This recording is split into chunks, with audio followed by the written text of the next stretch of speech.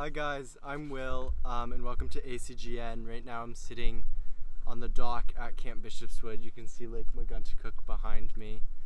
Usually first we'd ask if you guys have any highlights of your day, but obviously we can't do that, so maybe just after this you can take some time to think to yourself about what you did today and about what you're thankful for. So tonight I'm going to be reading Sheila Ray the Brave by Kevin Hanks.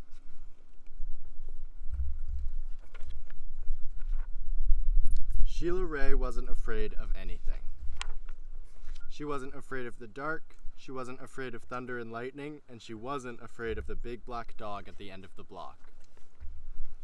At dinner, Sheila Ray made believe that the cherries in her fruit cocktail were the eyes of dead bears, and she ate 5 of them.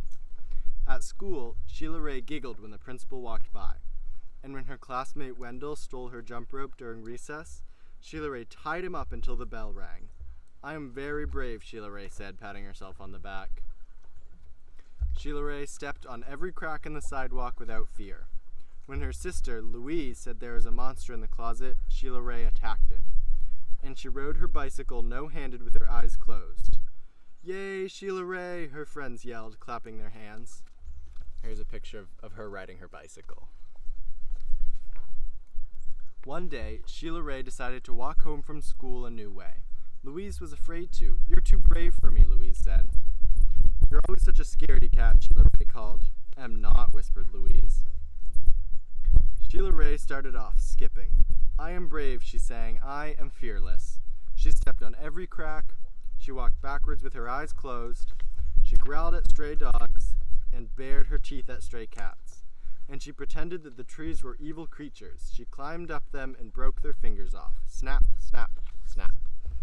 And there's Sheila Ray in the tree. Sheila Ray walked and walked. She turned corners, she crossed streets, and then it suddenly occurred to Sheila Ray that nothing looked familiar. And there's Sheila Ray all alone. Sheila Ray heard frightening noises. They sounded worse than thunder. She thought horrible thoughts. They were worse than anything she had ever imagined. "I am brave," Sheila Ray tried to convince herself. "I am fearless." The sounds became more frightening, the thoughts became more horrible. Sheila Ray sat down on a rock and cried.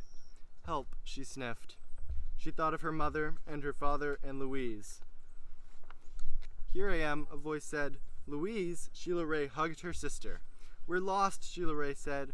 "No, we're not," said Louise. "I know the way home. Follow me." And here are Sheila Ray and Louise reunited. Louise stepped on every crack. She walked backwards with her eyes closed. She growled at stray cats and bared her teeth at stray dogs.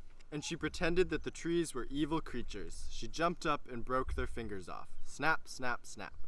Sheila Ray walked quietly behind her. They walked and walked. They crossed streets. They turned corners. Soon their house could be seen between the trees. Sheila Ray grabbed Louise and dashed up the street. When they reached their own yard and the gate was closed behind them, Sheila Ray said, "Louise, you are brave, you are fearless." "We both are," said Louise, and they walked backwards into their house with their eyes closed. And here's the picture of them together. Thank you guys for listening tonight, and we hope you're all doing well, and we at camp really wish you could have been here this summer with us. Good night from Camp Bishopswood.